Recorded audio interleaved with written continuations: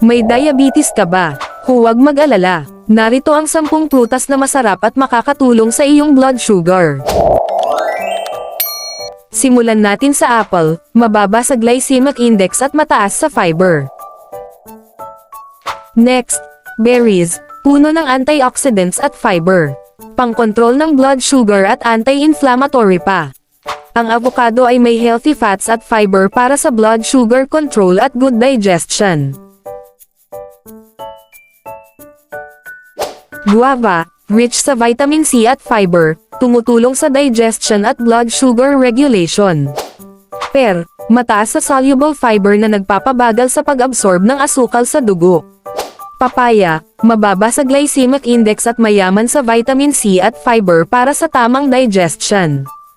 Plum, mababa sa calories, may fiber, at tumutulong sa pag-regulate ng blood sugar.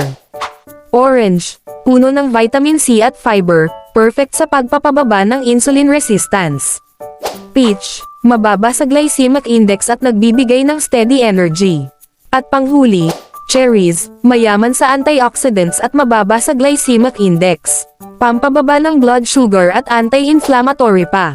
Subukan na ang mga prutas na ito para manatiling healthy ang iyong blood sugar. May maidadagdag pa ba kayo sa listahan na ito? Comment nyo sa ibaba para malaman ng iba.